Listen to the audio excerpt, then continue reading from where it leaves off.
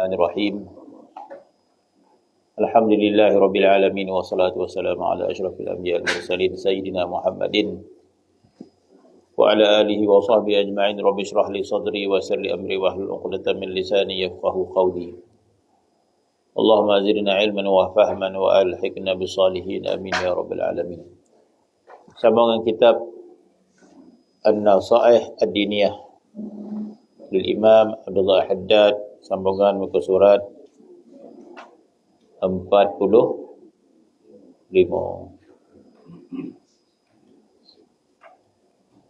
Bab larangan berpecah belah dan berselisih faham. Qala al-muallif rahimahullah wa nafa'ana bil fadlin amin. Larangan berpecah belah dan berselisih faham. Firman Allah Subhanahu wa taala, a'udzu billahi minasyaitonir rajim. Wa la takunu kalladzina tafarraqu wa ikhtalafu min ba'di ma ja'ahumul bayyinat wa ulaika lahum 'adzabun 'adzim. Shadaqallahul 'adzim. Firman Allah Subhanahu wa taala, wa la takunu, dan janganlah kamu menjadi seperti orang-orang yang bercerai-berai, orang yang berpisah-pisah. Waqtalafu, dan berselisih paham. Mim ba'di ma ja'ahumul bayyinat, setelah sampai kepada mereka keterangan-keterangan yang jelas. Dan mereka itulah orang-orang yang berpengaruh azab dan berat. Jadi yang pertama, ayat Quran ini adanya kalimah wala, la. La itu larang. Jadi di antara kepahaman Al-Quran yang besar, dia ada dua. Iaitu dalam Quran itu ada perintah, ada larang. Dalam Quran ada ayat perintah, ada ayat larang. Jadi ulama memahamkan setiap perintah itu adalah wajib, kecuali ada tanda-tanda yang menyebabkan dia tidak jadi wajib, berubah jadi sunat dan berubah jadi harus. Setiap larangan itu adalah haram, kecuali ada tanda-tanda yang menunjukkan dia tidak haram, maka dia berubah jadi makruh atau berubah jadi harus. Jadi para ulama yang memahamkan setiap perintah Allah adalah wajib. Contoh, aqimus salah, aqimus salah wa atuz zakah. Aqimus salah, dirikanlah sembahyang, perintah Allah Ta'ala. Wa atuz zakah, keluarkan zakat. Itu ayat perintah, maka wajib. Ada ayat perintah, dia tak jadi wajib. Contohnya berkahwin. Fankihu ma taba lakum minan nisa. Perintah juga. Fankihu, berkahwinlah kamu. Ma taba lakum minan nisa, sesuatu yang baik daripada wanita. Maka di sini tidak wajib. Sebab apa tidak wajib? Ulama kata sebab boleh pilih-pilih pula. Masna wa thulatha wa ruba'. 2 ke 3 ke 4. Fa in khiftum alla ta'dilu fawahidah. Kalau takut berlaku adil, seorang sahaja. Jadi ulama melihat perintah kalau pilih-pilih ni tak wajib. Kalau wajib dia tak boleh pilih-pilih, maka jadi sunat. Ada ayat perintah juga, fa iza qudiyatis salatu fantashiru. Bila kamu dah tunai solat Jumaat, fantashiru, keluar semua. Fantashiru ni keluar masjid semua. Dah tunai sembahyang, keluar semua. Yang tu perlis dia keluar tu orang tu. Zikir tak ada, apa tak ada. Keluar. Tuhan kata, fa iza qudiyatis salah Bila dah selesai Jumaat, fantashiru, keluar semua. Imam keluar, siap keluar, semua keluar. Tapi ramai pula yang tinggal nak ngiur duit lagi. Nak ngiur duit ni, tak keluar pula dah. Jadi perintah, tapi makna dia harus. Mana nak keluar boleh, tak keluar boleh. Jadi begitulah. Kita kata sulitnya nak faham Quran ni. Tidak semudah itu nak faham Quran. Nak faham Quran ni sulit. Nak faham hadis juga sulit, tidak mudah. Sebab itu ada ayat Allah Ta'ala sebut apa? Fas'alu ahli dzikri in kuntum la ta'lamun. Ayat Quran itu perintah wajib. Fas'alu, Tuhan tanyalah, pergi tanya. Ahli dzikri, orang yang ada ilmu. In kuntum la ta'lamun, sekiranya kau tak tahu. Jadi kalau tak tahu urusan agama, tanya orang yang alim. Jadi perintah juga. Jadi maksud, kita nak faham Quran tak boleh, tanya orang yang ada ilmu tentang Quran. Di sini kita kata perlunya kita para ulama. Kita perlu para ulama. Kita tak faham. Jadi seruan orang kembali kepada Quran dan Sunnah, itu seruan yang mengelirukan, kita kata. Tinggalkanlah ulama-ulama ni. Kita pegang Quran Sunnah ya. Kemudian dia mengelirukan kita. Nak ikut cakap siapa? Nak cakap ulama atau nak cakap Nabi, kata dia. Dah kemama gitu lah. Tak ya juga tu. Jadi sebenarnya dia bukan ikut cakap Allah dan Rasul, ikut kepahaman mereka tentang sunnah. Itu maksudnya. Orang yang menyeru kata jangan ikut kata-kata ulama, terus direct pada sumber yang asal. Terus direct pada hadis tu. Sebenarnya bukan direct pada hadis, direct kepada kepahaman dia yang salah tentang hadis. Kita ada ulama yang betul faham tentang hadis, tapi dia guna bahasa, kita kembali kepada sunnah teruslah. Tinggalkan ulama ni. Sebenarnya bukan kembali kepada sunnah, kembali kepada kepahaman dia tentang sunnah tu. Sepatutnya dia bertanya, kau nak ikut faham ulama yang muktabar tentang sunnah kau atau kepahaman aku tentang sunnah? Itu maksud dia. Kalau macam tu, memang kita tolak dia kan. Lebih baik kita ikut pendapat ulama-ulama yang muktabar tentang Quran dan sunnah. Sebab tu ada kaedah sebut, kalau ada pendapat ulama dan juga ada hadis, kita nampak macam salah, berlawanan, nak ikut mana? Ulama kata lebih baik kita ikut pendapat ulama ni. Sebab kita salah faham tentang Quran dan sunnah. Maka wala takunu kalladzina tafarraqu. Ini ayat larangan. Larangan ini kekal haram. Jangan kamu jadi seperti orang yang bercerai-berai. Waqtalafu, dan berselisih. Mim ba'di ma ja'ahumul bayyinat, selepas datang keterangan yang jelas. Jadi keterangan jelas ini apa? Keterangan jelas adalah Islam. Keterangan jelas adalah Islam.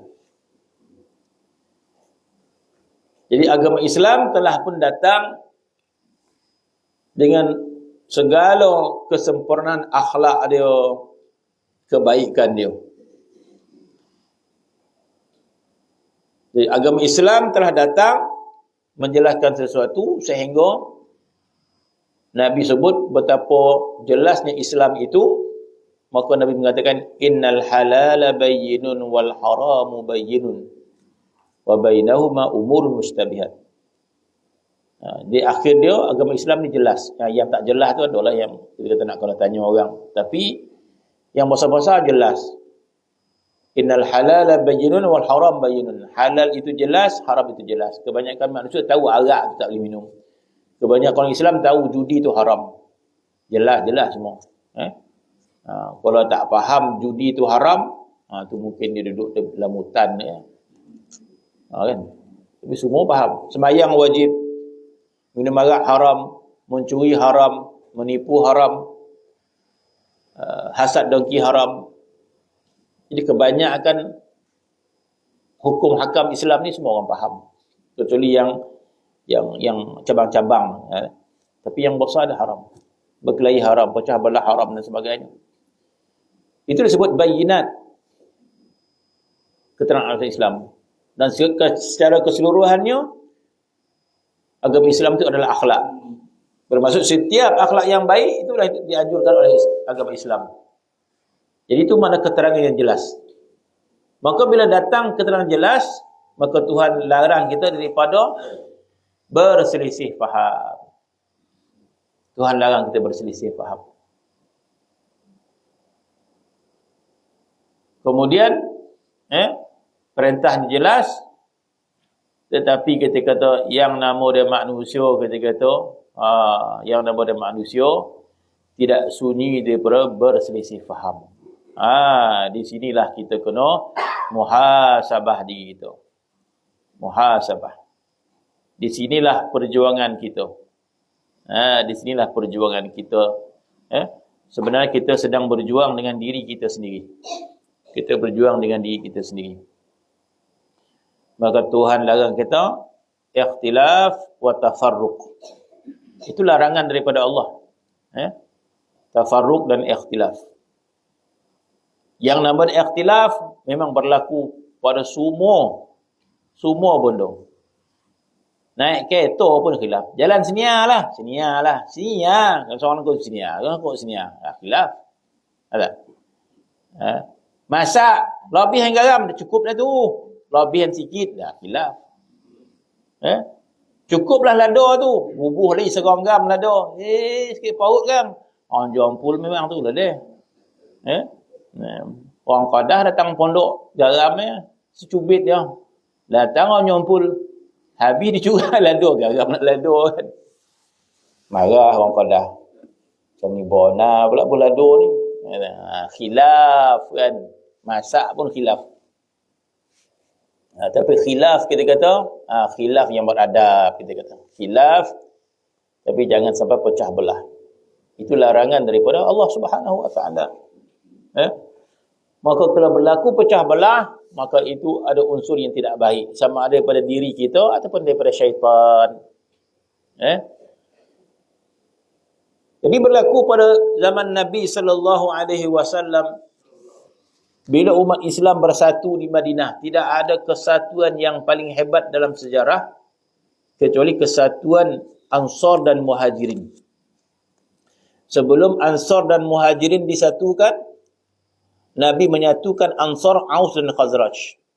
Aus dan Khazraj ini dah bermusuh berkurun-kurun. Aus Khazraj ni.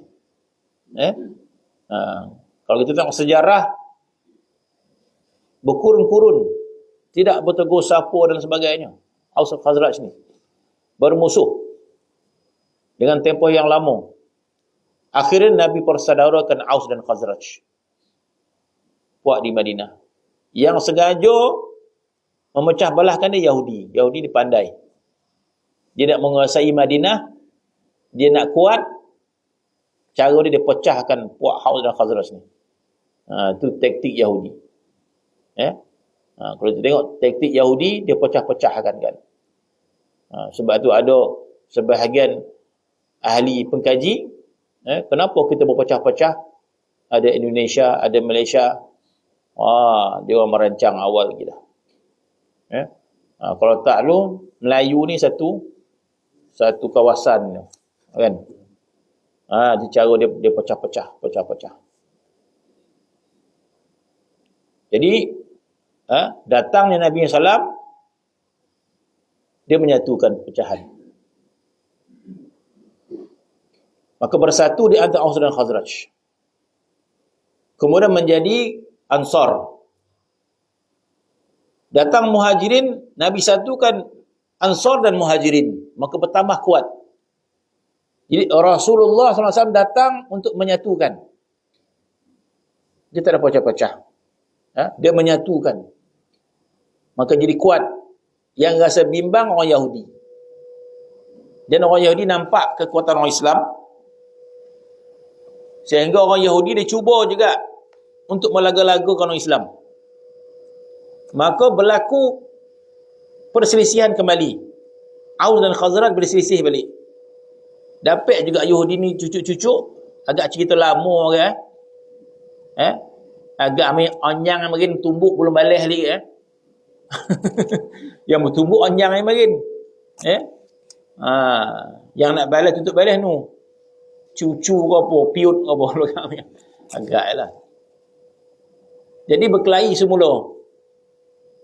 Sedangkan Nabi ada di situ. Sedangkan Al-Quran wahyu masih turun. Maka ketika Aus dan Khazraj hampir berselisih berkelahi semula, maka turun ayat daripada Allah Subhanahu wa taala ditujukan khas kepada orang Islam Aus dan Khazraj ini. Maka Allah Taala kata wazkuru ni'matallah. Turun ayat khusus kepada mereka orang Islam yang cuba nak berkelahi bergaduh semula. Maka turun ayat mengatakan wazkuru ni'matallah. Ingatlah nikmat Allah. Jadi maksud kesatuan itu nikmat. Persaudaraan itu nikmat.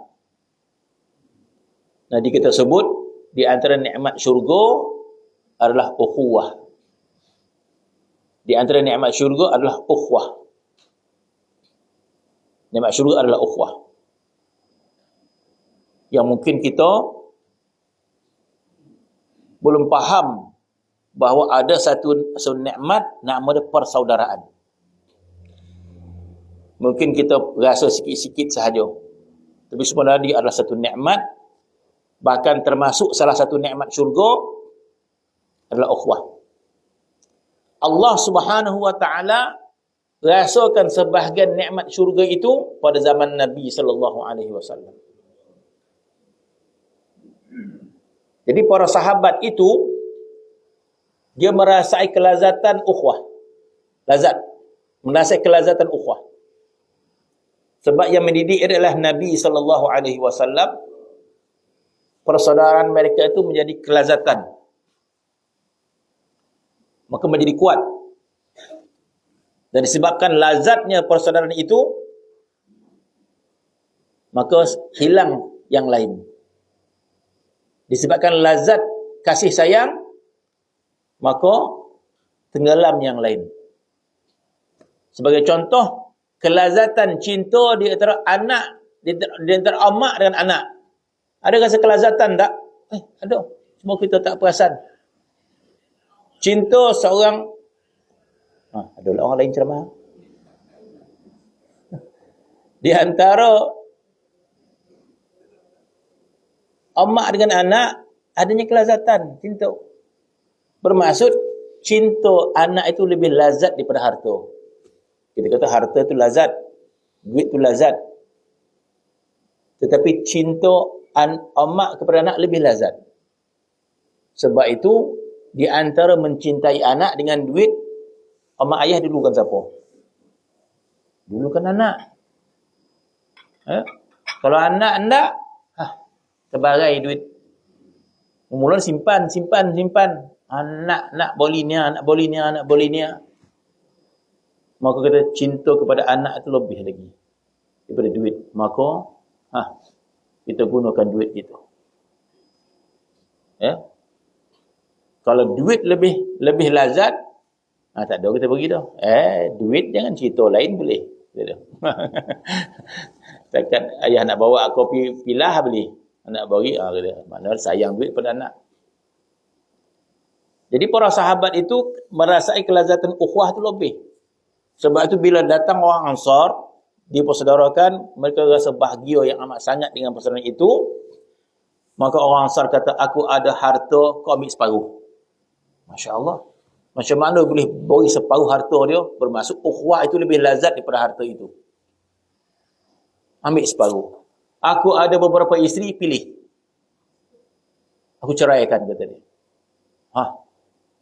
Masya Allah. Sampai sebegitu sekali.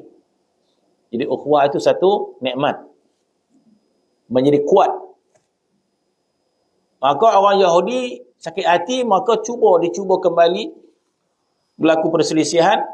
Maka berlaku perselisihan, maka turun ayat Al-Quran menegur orang muhajirin, orang Ansar yang kembali berselisih faham. Maka Allah Ta'ala mengatakan wazkuru ni'matallah. Ingatlah nikmat Allah. Idh kuntum a'daan. Bukankah kamu dulu berkelahi, bermusuh-musuh? Iz kuntum a'daan fa'allafa baina qulubikum. Allafa jinak mesra. Fa'allafa baina qulubikum. Tuhan jinakkan hati kamu. Fa'asbahtum bi ni'mati ikhwana. Maka jadilah kamu dengan nikmat Allah bersaudara. Allah Ta'ala sebut nikmat baru saudara. Allah Ta'ala kata fa'asbahu ikhwah ni'mah. Allah Ta'ala tak mengatakan jadilah saudara itu nikmat. Tapi Tuhan terbalikkan, jadilah nikmat itu saudara. Ini kalau orang belajar balaghah faham. Orang belajar balaghah faham. Bercontoh, jadilah kamu orang mulia. Jadilah mulia itu kamu. Perkataan berbeza. Dalam ilmu balaghah, ini tak sama makna dia. Kamu jadi orang mulia itu adalah kamu. Beza. Bermaksud, kalau orang kata yang mulia itu adalah kamu, itu menggambarkan betapa mulianya orang itu. Sehingga kemuliaan dinisbahkan pada dia. Kalau kamu orang mulia, bermaksud kamu itu mendapat sifat mulia. Jadilah nikmat itu bersaudara. Sepatutnya jadilah persaudaraan itu satu nikmat. Sepatutnya macam tu. Jadilah persaudaraan itu satu nikmat. Tetapi Tuhan kata, jadilah nikmat itu persaudaraan. Bermaksud sangat nikmat. Fa asbahtum bi ni'mati ikhwana. Maka jadilah kamu dengan nikmat Allah itu bersaudara.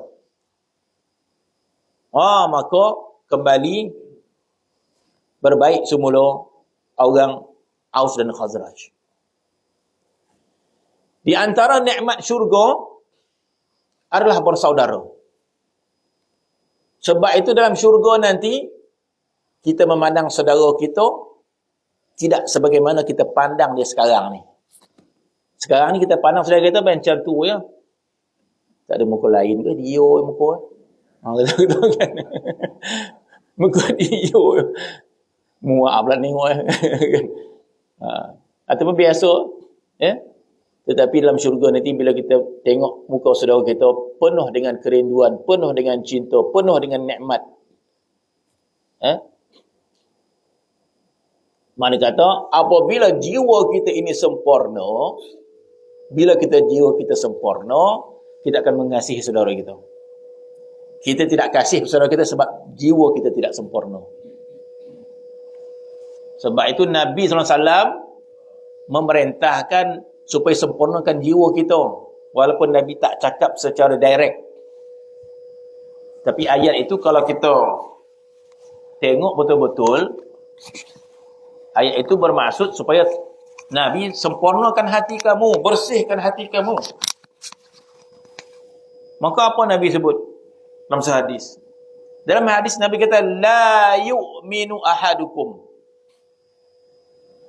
Tidak sempurna iman kamu hatta yuhibba li akhihi ma yuhibbu li nafsihi. Tidak sempurna iman seorang kamu sehingga dia mengasihi saudara dia sebagaimana dia mengasihi dirinya sendiri. Wah, kita kata, macam mana nak buat tu?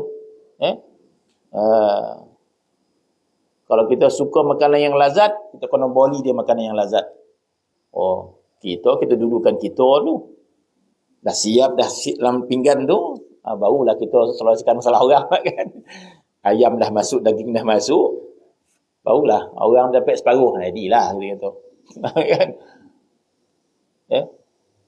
Tapi Nabi menyebut, masya-Allah, la yu'minu ahadukum, tidak beriman kamu, tidak sempurna iman kamu sehingga dia mengasihi saudara dia sebagaimana dia mengasihi dirinya sendiri. Dan nak sampai ke situ, jiwa kita kena bersih lah. Kena bersih. Tidak ada tamak, tidak ada kepentingan diri sendiri. Kena belajar kepahaman macam mana kita nak mengasihi saudara kita seperti mana kita mengasihi diri kita sendiri. Bermaksud kalau kita tidak mengasihi saudara kita, bermaksud kita yang masalah. Kita yang tidak sempurna. Ada kepentingan diri kita dan sebagainya. Sifat mazmumah yang ada pada diri kita. Mana agama itu menuntut kita agar jadi sempurna sehingga kita mengasihi saudara kita sebagaimana kita mengasihi diri kita sendiri. Bahkan para sahabat mencapai derajat lebih pada itu lagi. Agama menuntut kita kasih pada saudara kita sebagaimana kita kasih pada diri sendiri. Bermaksud kalau kita makan, kita hendak juga saudara kita makan. Itu tuntutan agama. Kalau tak, bermaksud kita ada kekurangan. Yang penting dan selamat. Orang tak makan, tu pokok dia lah. Dia kata, kita ada kekurangan. Para sahabat, dia mencapai derajat lebih lagi. Agama tak tuntut sampai macam tu. Agama tuntut kasih saudara macam kita kasih diri sendiri. Bermaksud, kita ada, kita bagi dia. Tapi para sahabat mencapai lebih lagi. Apa dia? Iaitu para sahabat mencintai saudara dia lebih pada diri sendiri. Oh, itu dia lebih lagi yang dia lebih berlaku. Agama tuntut sama. Kasihkan saudara sebagaimana kita kasih diri sendiri. Tapi para sahabat mencapai yang lebih lagi, iaitu apa berlaku? Mereka kasih pada saudara mereka lebih pada diri sendiri. Oh, maknanya lebih lagi sempurna. Itu dikisahkan dalam hadis. Ya, ada kata makanan yang diberikan pada waktu kubuluran di Madinah, makanan tak banyak, maka ada orang bagi satu makanan kepada sebuah rumah. Maka dibagi makanan, maka ditolak balik. Rasa-rasa bagi sebelah lah, dia kata. Rasa-rasa yang sebelah, dia lagi lapar. Saya lapar ayat tapi boleh tahan ni. Bagi sebelah. Dia kasihan kepada jiran dia sebelah. Maka pergilah yang sebelah makanan tadi. Bila sampai sebelah, dia kata, jiran yang sebelah ni rasa dia lagi perlu makan. Bagilah, saya boleh tahan lagi. Bagi sebelah, bagi. Sampai balik rumah yang pertama. Itu luar biasa. Maka turun ayat Al-Quran. Dengan peristiwa ini turun ayat Al-Quran. Allah Ta'ala memuji mereka kerana mengasihi saudara lebih pada diri sendiri. Maka turun ayat Al-Quran. وَيُؤْثِرُونَ عَلَىٰ أَنفُسِهِمْ وَلَوْ كَانَ بِهِمْ خَصَاصَةٌ. Allah Ta'ala puji golongan para sahabat ini. وَيُؤْثِرُونَ عَلَىٰ أَنفُسِهِمْ bermaksud mereka lebih terkesan penderitaan orang melebihi diri sendiri. وَلَوْ كَانَ بِهِمْ خَصَاصَةٌ walaupun mereka memerlukan benda itu. Tapi dia lebih terkesan dengan yang orang lain. Kebiasaan benda ni berlaku kepada mak dengan anak. Kan? Mak lapar, anak lapar. Siapa dia dulukan? Dulukan anak. Mak tak makan ke? Tak apa, mak lu lapar. Dia lapar sana. Tapi dia bagi anak. Sebab dia terkesan penderitaan anak. Terkadang mak ayah ni kalau dia domam dia boleh tahan. Tapi kalau anak dia domam, dia tak tahan. Dia tak tertahan. Kalau boleh gantikan mak lah sakit ni. Dia terkesan penderitaan. Kenapa? Sebab terlampau sayang. Kenapa mak ayah dia sanggup? Dia kata kalau boleh sakit anak dia pindahlah ke dia. Tak sanggup dia tengok anak sakit. Kalau dia sakit dia boleh tahan. Tapi kalau anak sakit dia tak tahan. Sampai dia sanggup. Kenapa sebab macam tu? Sebab cinta. Sebab mak ayah mencintai anak. Sebab tu dia tak sanggup melihat orang yang dicintai menderita. Begitulah kita dengan saudara kita, tahap kecintaan kepada kita pada mereka tak sempurna. Kenapa? Sebab kita ada mementing diri sendiri dan sebagainya. Ketika mana seseorang dimasukkan dalam syurga akhirat nanti, dengan timbangan dan sebagainya, maka sebelum manusia masuk ke syurga, Allah Subhanahu menyempurnakan diri kita. Tuhan sempurnakan diri kita. Sebab itu dalam kitab sebut, selepas kita dah meniti titian siratul mustaqim, tu dah tak ada lagi ujian dah. Tidak ada lagi fitnah dah. Fitnah itu sentiasa ada. Dalam alam barzah ada. Di padang mahsyar ada. Yang terakhir, meniti titian siratul mustaqim. Bila terlepas meniti titian siratul mustaqim, maka tak ada lagi ujian dah. Tinggal nak berjalan je ke pintu syurga. Allah Ta'ala menyebut, وَمَنْ زُحْزِهَا عَنِ النَّارِ وَأُدْخِلَ الْجَنَّةَ فَقَدْ فَازَ. Allah Ta'ala mengatakan, وَمَنْ زُحْزِهَا عَنِ النَّارِ, barang siapa selamat daripada api neraka. Masa bilakah kita benar-benar selamat api neraka? Bila kita dah menyebarang api neraka tu. Wa man zuhziya 'anil nar, barang siapa terselamat api neraka, wa udkhilal jannah, dan masuk syurga, faqad faz. Maka inilah kejayaan. Jadi manusia dah meniti yang termustaqim, tunggu nak bergerak dalam syurga sahaja. Maka dalam kitab menyatakan kita terpasuk mengharung 2 batang sungai ataupun sebatang sungai. Sebatang sungai ataupun 2 batang sungai, tengok. Yang mana disebut sungai yang pertama kita menyelam keluar-keluar ada handsome lah. Mana kita meninggal dunia umur 70 tahun, umur 80 tahun, tua. Tapi bila nak masuk syurga, kita kembali muda. Maka dikatakan usia kita dalam syurga itu dalam 30 tahun disebut. 30 tahun, umur 30 tahun. Muda benar pun tidak, tua benar pun tak. Maka kemudian sebatang sungai lagi, kita minum air dia. Minum air sungai itu. Bila minum air sungai tersebut, maka dada kita dipenuhi dengan cinta. Dada kita dipenuhi dengan cinta. Maka Allah Ta'ala sebut dalam Quran, wa naza'na ma fi sudurihim min ghillin ikhwana. Ayat itu ditujukan kepada kita di akhirat nanti, bila kita nak, sebelum masuk syurga, kita minum air itu, keluar semua kekotoran batin kita. Kekotoran batin kita keluar semua. Jadi kekotoran batin ni boleh juga kita keluarkan kat dunia ni. Minum air zam-zam. Kan minum air zam, Nabi kata, ma'u zam-zam lima syuribalah. Ma'u zam-zam lima syuribalahu. Air zam-zam itu ikut niat kita minum. Nabi SAW hati dia dibasuh dengan siapa? Dengan air zam-zam. Sebab itu ulama kata air zam-zam adalah air yang paling terbaik. Lebih mulia daripada telaga Kausar. Air zam-zam tu lebih mulia telaga Kausar. Air zam-zam ni ulama letakkan air yang nombor dua afdal. Air syurga bawah. Telaga Kausar duduk bawah. Zam-zam nombor 2. Nombor 1 apa? Nombor 1 air yang keluar daripada celah jari Nabi SAW. Air yang keluar daripada celah jari Nabi, itu sepakat ulama kata afdal. Itu air yang paling afdal. Nombor 2 air zam-zam. Air zam-zam lebih mulia daripada telaga Kausar. Hujah dia apa? Hujah dia, kalaulah air syurga itu lebih mulia, nescaya Tuhan bawa air syurga itu untuk membasuh hati Nabi SAW. Kan Nabi ni dada dia bolah, ada kata 3 kali, ada kata 4 kali dia bolah. Setiap kali Nabi dada dia dibolah, dibasuh dengan air apa? Dibasuh dengan air zam-zam.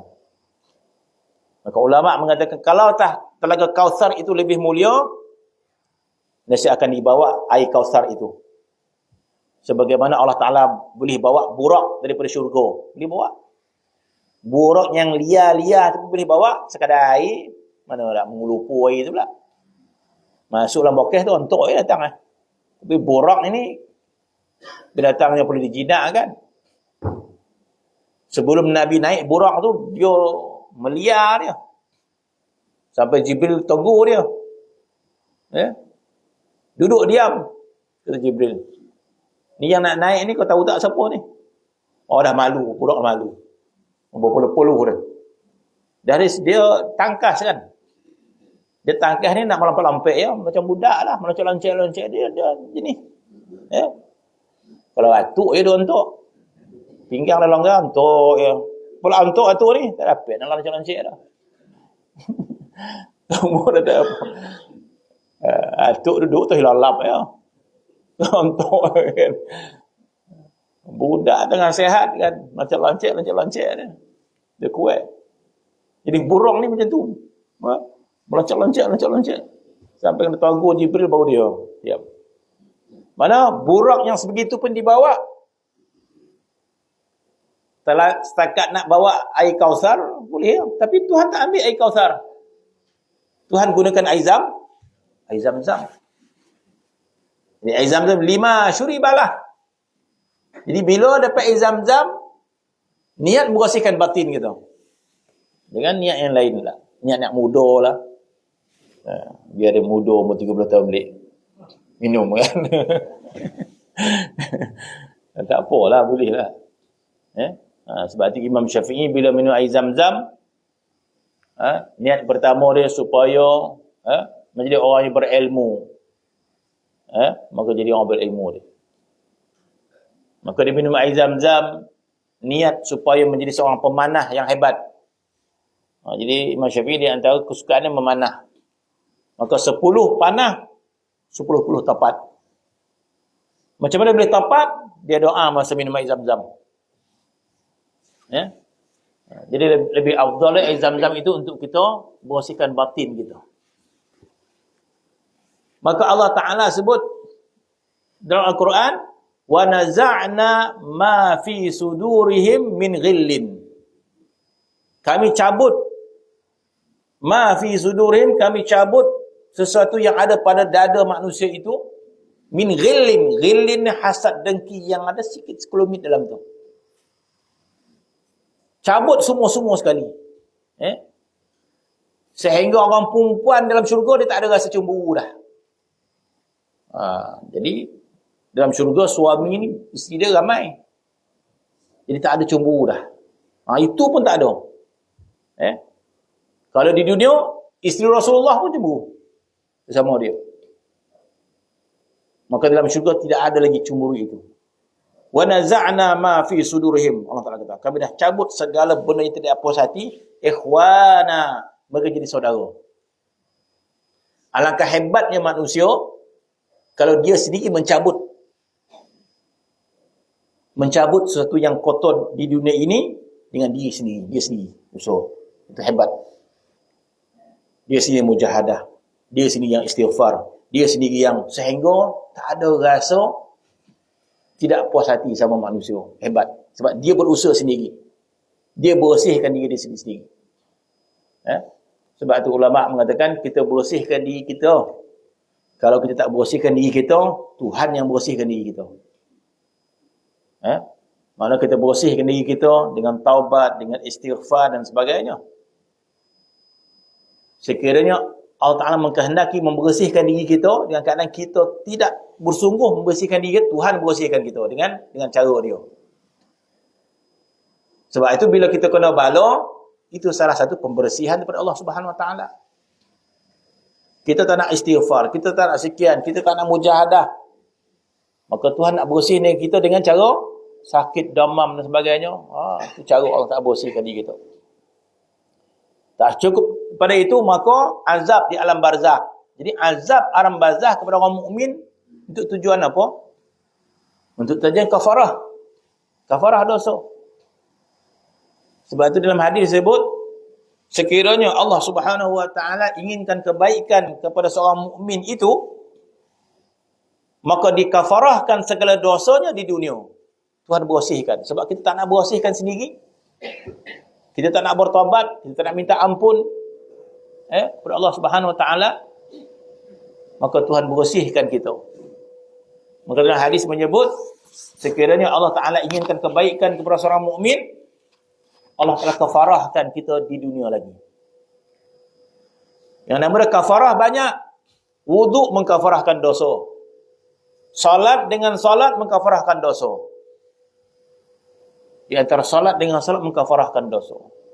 Wuduk mengkafarahkan dosa. Kita bersedekah mengkafarahkan dosa. Ibadat itu mengkafarahkan dosa kita. Kemudian datang hadis menyebut, sesungguhnya bagi manusia itu ada dosa yang tidak boleh dikafarahkan dengan ibadat dia. Tak mahu dia kafarah dia dengan salat dia. Tak tahu dosa ni mungkin dosa yang dahsyat mungkin. Tetapi Tuhan kafarahkan dia dengan bala. Diberikan bala. Sehingga dalam hadis menyebut tak cukup dibalakan dia, dibalakan anak dia. Disebabkan ayah. Sebab terkadang manusia ni kalau dia sakit, dia tak borek mana. Tapi kalau anak sakit, itu lagi borek dia nak tanggung. Dia sebut ni. Sebab anak tu dapat pahala lah. Sehingga kalau Allah Subhanahu wa taala inginkan kebaikan kepada seorang, dikafarahkan, dibersihkan dosa dia. Sehinggalah saat nak mati dia, ada lagi dosa-dosa yang belum Tuhan kafarahkan, Tuhan susahkan mati dia. Tuhan bawakan sakaratul maut dia. Jadi bila orang susah nak mati, jangan buruk sangka. Allah Ta'ala bagi kebaikan. Itu hadis macam tu. Kalau masih lagi ada dosa-dosa yang belum sempat dikafarahkan sampai saat nak mati, sedangkan Allah Ta'ala nakkan dia kebaikan, Tuhan nak balas siap-siap di dunia, maka Tuhan susahkan mati dia, sakarat dia. Sehingga bila dia meninggal dunia, dah bersih. Maka di alam barzah, nikmat semata-mata. Sekiranya Allah Ta'ala tidak mengkehendaki kebaikan kepada seseorang, Tuhan balas kebaikan dia di dunia lagi. Iaitu orang musyrikin, orang kafir. Orang kafir Tuhan ambil kira tak kebaikan dekat dunia, Tuhan ambil kira. Tetapi Tuhan balas dia kat dunia lagi. Tuhan tak balas dia kat akhirat. Ada orang kafir baik dengan kita, bagi kita pinjam duit.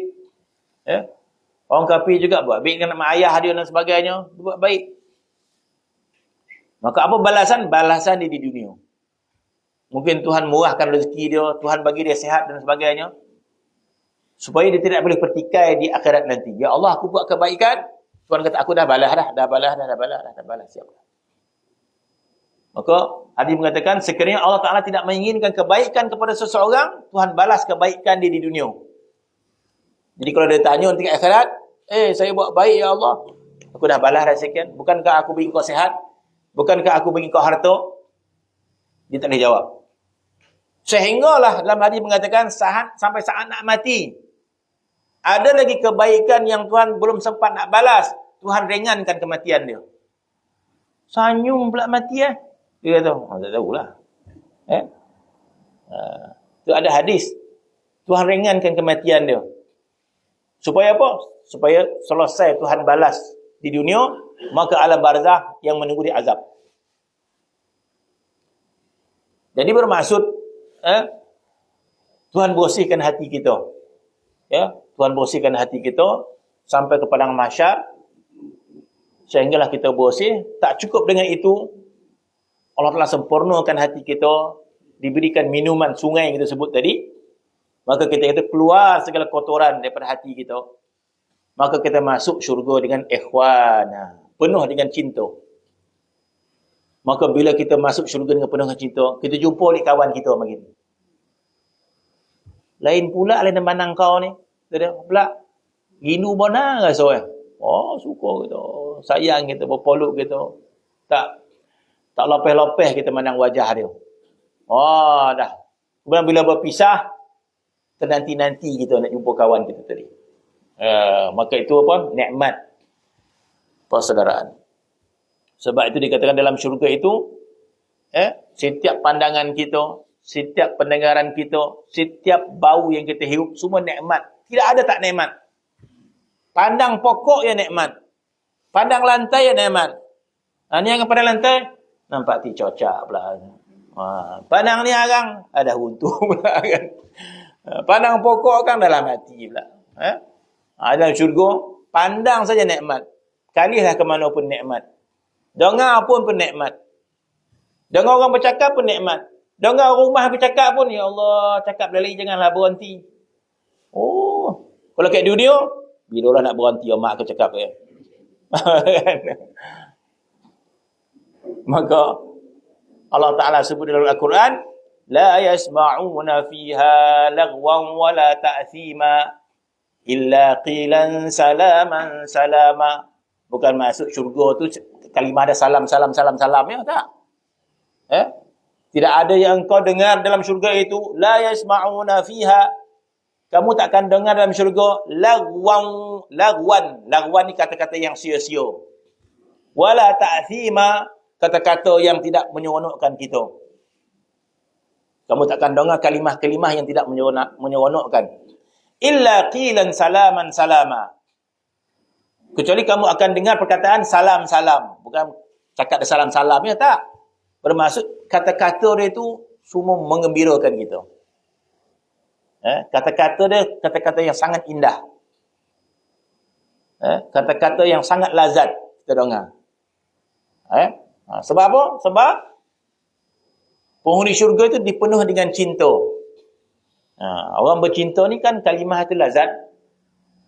Dia dengar kekasih dia bercakap, hello ya, seminggu demam.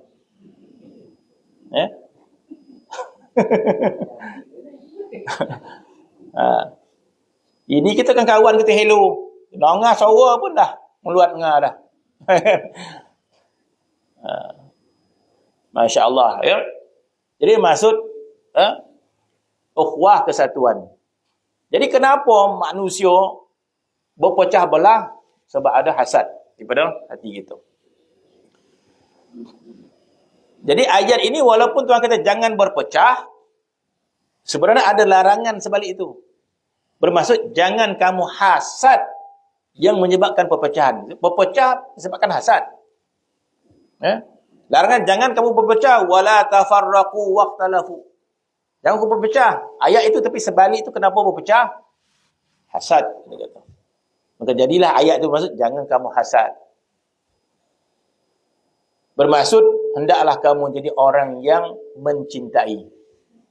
Sebab tu hadis yang kita baca tadi, la yu'minu ahadukum, tidak sempurna iman kamu hatta yuhibba li akhihi, sehingga dia mencintai saudara ma yuhibbu li nafsi. Jadi itu satu tuntutan agama pada kita. Kalau kita tak buat, Tuhan yang akan buat kepada kita. Kan? Sebagai kita. Ini adalah larangan daripada Allah Subhanahu wa taala mencegah hamba-hambanya yang mukmin dari perbuatan menyerupai kelakuan orang yang berpecah belah, berselisih faham dalam urusan agama. Daripada kaum ahli kitab, Yahudi, Nasrani, mendapat seksaan yang berat. Gambarkanlah betapa beratnya azab dan seksa Tuhan. Mana Allah Ta'ala tak suka. Wa ulaika lahum azabun azim. Dia sendiri menyifatkan sebagai azab dan seksa yang berat. Renungkanlah dan carilah jalan yang bisa. Ni Quran Alia Indonesia ni. Yang boleh menyelamatkan anda dari azab dan seksa tersebut. Semoga Allah Subhanahu wa taala memberikan rahmat atasmu. Jalan itu tiada lain ialah dengan berpegang teguh dengan Al-Quran dan hadis Nabi sallallahu alaihi wasallam. Menjauhkan diri dari perkara yang menyesatkan dan perbuatan bid'ah, memelihara diri dari pendapat-pendapat yang bakal membawa perpecahan umat dan perselisihan kaum muslimin. Jadi kita berselisih tak ada masalah. Berselisih tak ada masalah sebab setiap orang tak sama pendapat dia. Tak sama pendapat dia. Sehingga ulama pun berselisih juga. Berselisih di antara mazhab Syafi'i, selisih pendapat dengan mazhab Maliki, selisih pendapat mazhab dengan Hanafi dan sebagainya, berselisih. Tapi berselisih itu bukanlah menjadi sebab berpecah belah. Para sahabat berselisih pendapat. Dan berselisih pendapat sahabat ini bukan maksum. Terkadang para sahabat pun tegang juga. Bukan tak tegang. Jadi para sahabat juga manusia biasa. Sayyidina Umar dengan Sayyidina Abu Bakar pernah bertegang, bukan tak pernah bertegang. Ada kisah bertegang Sayyidina Abu Bakar, Sayyidina Umar. Sayyidina Umar nak lantik seorang ketua, nama sekian, Sayyidina Umar nak lantik ketua sekian. Berselisih dah tu. Dan selisih dia sampai tegang. Tapi baik semula. Itu benar. Jadi kita berselisih macam mesyuarat lah. Tak bertegang lah. Bertegang. Kotuk-kotuk meja tu. Sebagai manusia kan. Tapi dah mesyuaratkan, minum latte balik. Elok balik. Hanya kalau lapar dalam mesyuarat, dah bertegang, lapar tu dah tak betul sapu lah. Mana? Itu tak jaga adab ikhtilaf tu kan. Masa kita berselisih tu, memang agak tegang lah. Para sahabat pun macam tu. Bukan tak ada suasana tegang. Ada suasana tegang. Dalam keadaan berselisih pendapat, tapi taklah sampai berkelahi pecah belah tak. Macam tu kita mesyuarat. Kalau kita tak pandai mesyuarat, tak payah mesyuarat dah. Malih macam mana? Naik darah tu. Dia tak pandai mengawal dia kan. Dalam mesyuarat, ya kita mesyuarat lah kan. Tak setuju. Pendapat kita saya tak setuju. Dia pun dah marah. Berselisih. Sebab tu di kalangan para ulama, kalau dia tak jaga adab, maka berselisih dia sampai bermusuh. Bukan tak ada di kalangan ulama yang bermusuh, ada. Kenapa? Sebab dia tak pandai nak jaga adab ikhtilaf tu kan.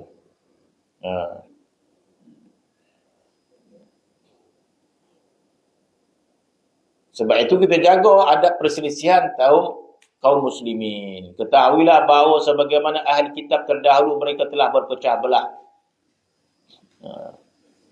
Ahli kitab yang dahulu mereka berpecah belah. Dan berselisih faham dalam urusan agama.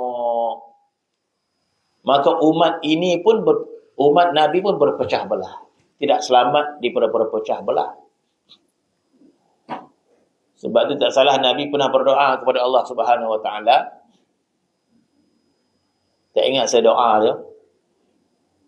Semua doa Nabi dimakbulkan kecuali satu. Yang satu itu Nabi berdoa agar umat dia tidak berpecah belah. Umat dia tidak bermusuhan sama dia. Maka Allah Ta'ala tidak makbulkan yang itu. Bermaksud umat Nabi ini dia berpecah belah. Sampai dia bermusuh dan berperang. Sebab itu kita tengok persahabat berperang. Dan di antara alamat kiamat, Nabi sebut orang Islam perang dengan Islam. Itu ada hadis dia. Nabi sebut di antara alamat kocik kiamat, orang Islam perang dengan orang Islam.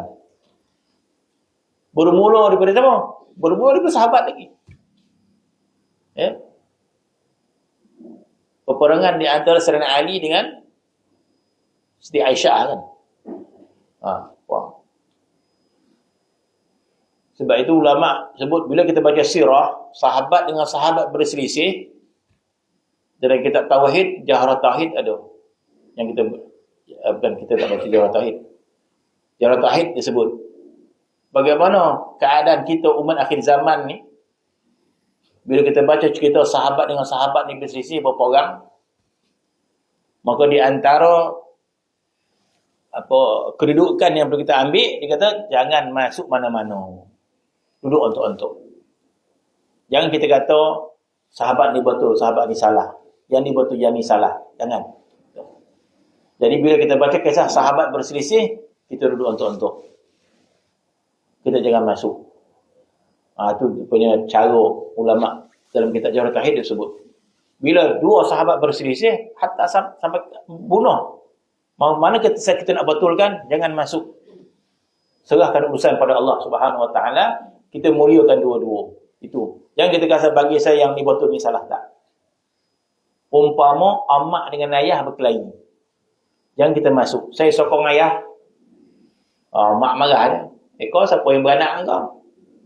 Tu. Sokong pula amak. Ayah pula marah. Siapa bagi kau duit? Kita. Macam mana? Jangan masuk. Diam. Kan? Umpama. Jadi sahabat dengan sahabat. Jadi Nabi doa, maka itu umat Islam ni. Tapi walaupun begitu keadaannya, maka kita masih lagi tertakluk pada hukum jangan berpecah belah. Maka umat ini pun berpecah belah dan berselisih faham. Perkara ini diceritakan oleh Nabi sallallahu alaihi wasallam, hadis yang masyhur selalu disebut oleh orang. Maka Nabi bersabda, iftaraqatil yahud ala 71 firqatan. Telah bercerai-berailah orang Yahudi itu kepada 71 puak. Waftaraqatin nasara ala 72 firqatan. Bercerai-cerailah, berpuak-puaklah orang Nasara itu 72 puak. Wasataftariqu ummati ala 73. Maka berpuak-puaklah umat aku, orang Islam ini, kepada 73. Nabi kata, firqatan kulluha finnar illa wahidatan. Semua masuk neraka, satu yang selamat. Oh, Masya Allah. Kalau macam tu, Masya Allah. Masing-masing mendakwa lah. Yang selamat tu dan. Selamat tu dan.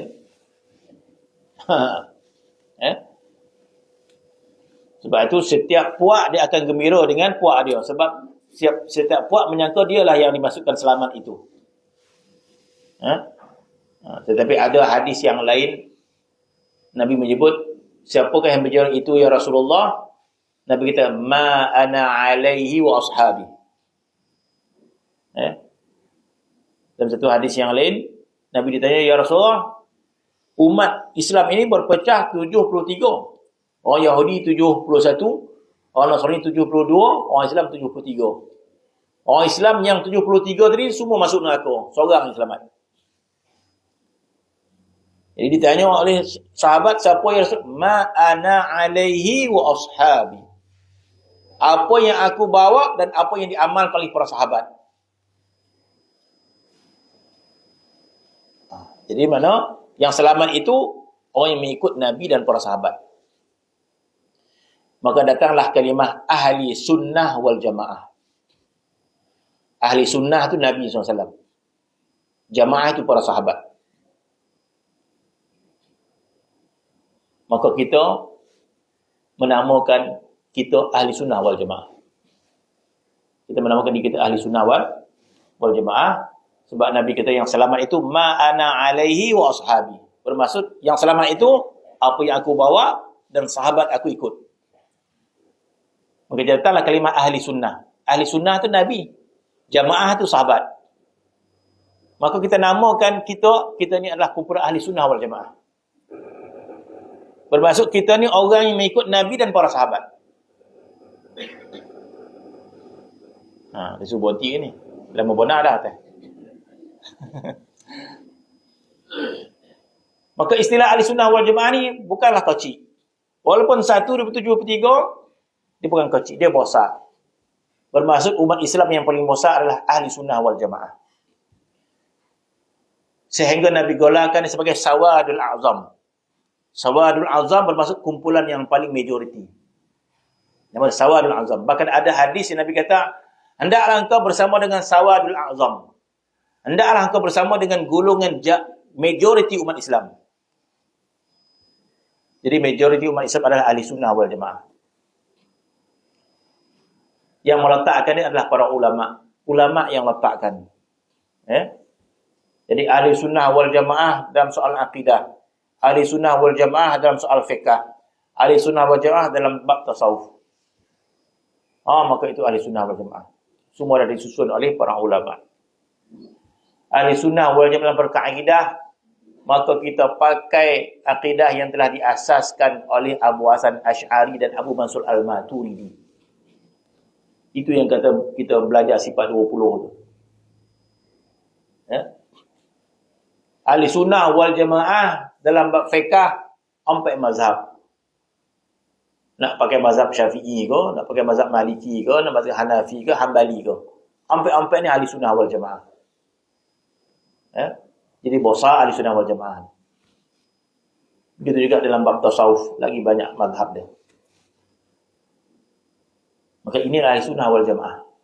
Dan ini yang dimasukkan oleh Nabi SAW, satu kumpulan ini. Dan ulama kata inilah satu kumpulan yang berjaya ahli sunnah wal jamaah. Dan kita diperkuatkan oleh kalam-kalam ulama kita perlu kena dalam dengan ilmu pengetahuan lah gitu, untuk meyakini kan. Maka Nabi kata bahawa umat ini terbagi kepada 73 golongan, semua tak berjaya masuk, semua tidak berjaya, yakni masuk neraka kecuali satu. Wallahu ta'ala alam. Bismillahirrahmanirrahim. Rabbil alamin wassalatu wassalamu ala